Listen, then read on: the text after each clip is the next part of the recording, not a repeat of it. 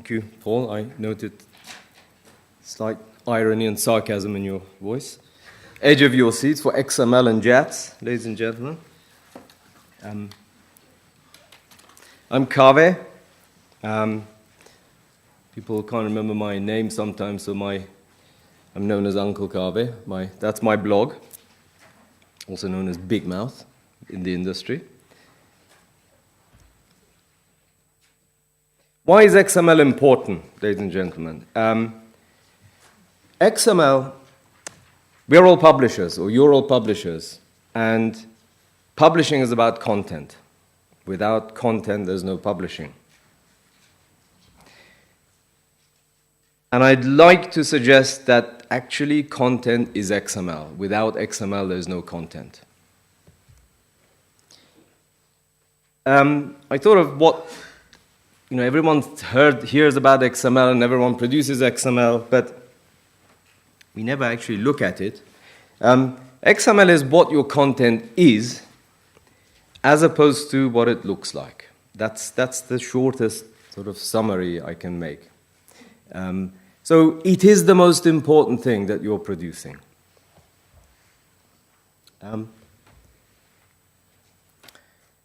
Just as an example, so I'm just like to step back and just remind ourselves why we use XML. If this is a piece of text you're reading, introduction, you've got a few words in bold. Now, in print, they're just bold. But actually, they mean different things. That's where XML comes in. That's why we have XML. So, in the XML, the introduction is coded as a section, having a title. Essential, accessible, those words are being emphasized, so they're under M. So that's where the important thing is the content, is what it means, not what it looks like. So if we have all our content as what it looks like, a PDF or HTML, we're going to be in trouble in future because we don't know what that means in future. So for example, if someone is blind and they're trying to read this PDF, a screen reader will read it to them and it'll say, right, a bold character coming up. Bold doesn't mean anything to someone who's blind. They can't see bold in italic. That's why XML is important. It's everywhere. If you go, so PLOS, PeerJ, eLife, a lot of these, most open access publishers actually, which is great, they have XML, but no one's actually looking at it. As far as I can see, I'm the only person who looks at XML because I'm nosy.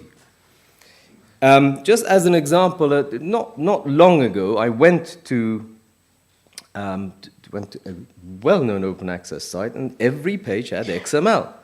I thought, no one looks at this. I downloaded one, and there were a lot of question marks in it. I thought, well, this is strange. In STM publishing, you don't have a lot of question marks. That's more humanities, isn't it? And in a nice sense.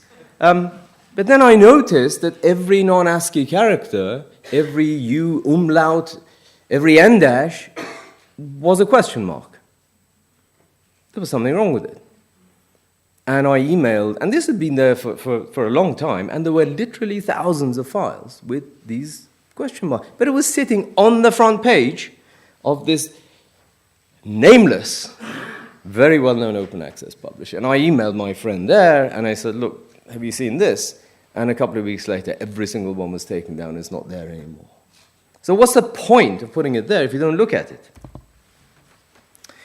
It isn't rocket science. So I'd like to encourage you to actually click on that and look at your XML, even if it's gobbledygook, but actually that is the most important thing you have. So have a look at this. For example, you have a reference. You've got the journal name. You can see that's bold. That's the volume, the year, and the pages, 11325 to 7. So what's the last page there? It's not 7, is it? It's 11327. Everyone knows that, and your kids know that. Your 6-year-old knows that. So the XML should be 1965, first page, 11325, last page 11327. Now have a look at the XML. I'd say about 30% of XMLs have 7 as the last page. And they're sitting there on the front page. Your XML is like that, and you ain't looking at it. Uncle Kaveh is not happy. So very simple. This is, so for example, in future, if I'm data mining and I want to say, okay, how many pages has this paper referenced in total, I can't work it out from that second one. So the data should be 11325, 11327, but the print should be the top one. For good reason, we contract it so we can read it properly. This is another one where it's plus and minus, but I looked at the code and it says underline plus, which is obviously wrong. It's almost like saying, 0.06 plus 0.01, and it's definitely plus. So if you're blind and reading this, it'll say 0.06 plus 0.01. Junk, rubbish. Sorry, these are examples, and there are many of them. So have a look at it, just out of interest. XML is good for redistribution and very important for open access because you want your content to be seen by as many people as possible. So you want, for example, the permission to be there electronically so that a machine can go in and say, yeah, this is CC BY, I'll take it. If that's not there correctly, then the machine won't see it. Accessibility, very important. It's good for accessibility, but it's good for everyone else too. Text mining. So a good description of your content is good for all these things. And future-proofing. If some format comes out in 10, 15, 50 years' time, if you have good XML, you have nothing else to do. You can press a button and the new format will come out. So, just coming to JATS. So XML has been around a long time, how to describe your content, if you like. And a few years ago, the National Library of Medicine thought, okay, we'll standardize this, have something for journals. JATS is Journal Article Tag System. That'll have the same XML, so that to encourage more people to have XML. In order to encourage this further use, they wrote it loosely and they made it more, they allowed people to be more flexible. So we had more uptake. The downside was that because it was more flexible, there were inconsistencies. So now that everyone, you guys are all using JATS, we're coming back and saying, guys, we should just standardize this, have a best practice, so that we can exchange files. Everything is the same in the same way. Some examples are licensing.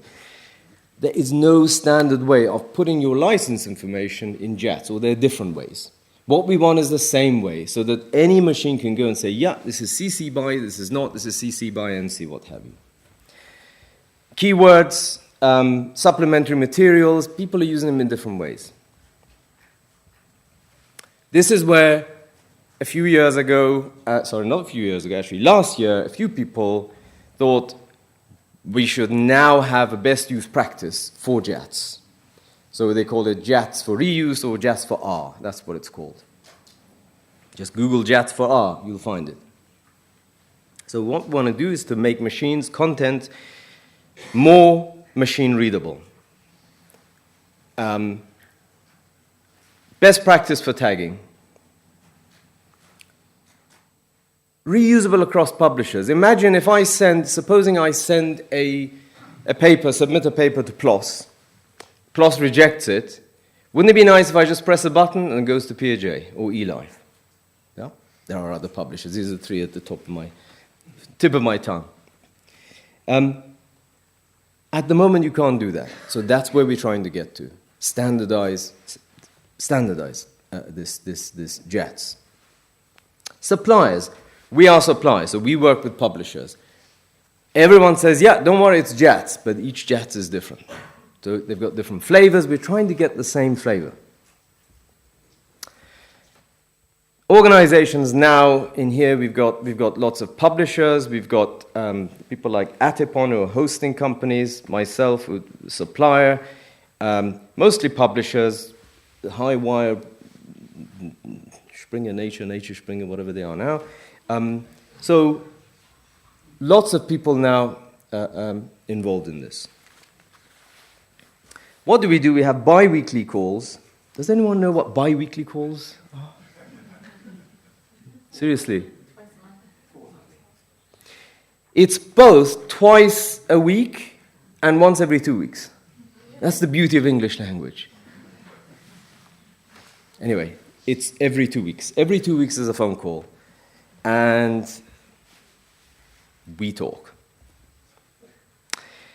A validation tool. So what the guys have built is an online validation tool where you can drop your XML file, and I encourage you to do that.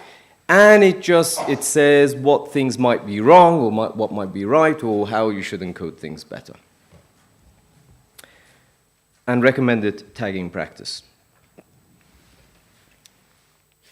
I encourage you to go to JATS4R. It's nothing to be afraid of. And it's validator. So Google validator, JATS4R, and you'll see GitHub on the right, which is always frightening, right? You don't want to know GitHub. However, look in the middle, it says drag and drop. Drop your JATS file here. And I just did that, and it's fantastic. So download an XML file, a JATS file, go here, drop it onto there. And magically what happens is you get a report. So I just dropped this morning a PLOS file, and you can see it's gone through, no problems found.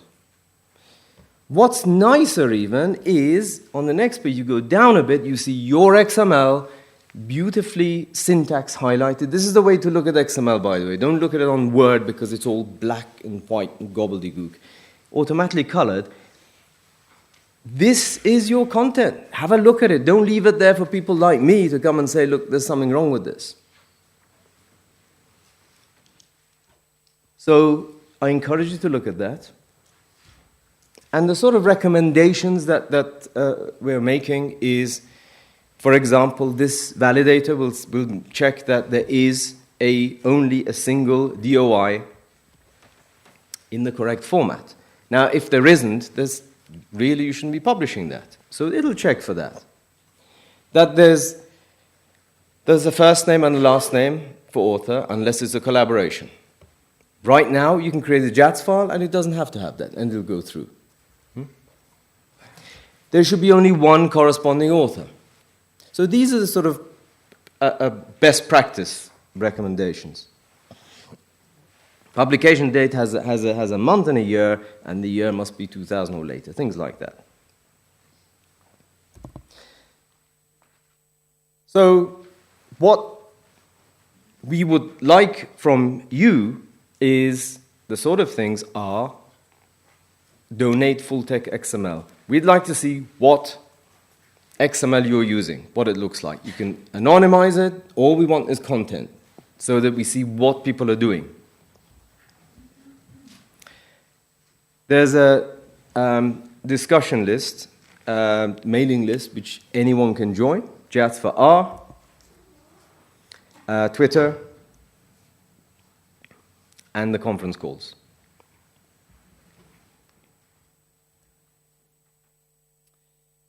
So JATS4R is something you should look at, guys, please. And just a quick thanks. Melissa Harrison is really the... Is that me? Is that me? What happened? I'm sorry about that. It's a new phone I've got. That's why I'm so proudly walking around with it. Forgive me. I have no idea what happened there, but it's the end of my talk. And so Melissa is the driving force behind this. And thank you, Mary Selighi, who helped me give the right content to you guys. Thank you.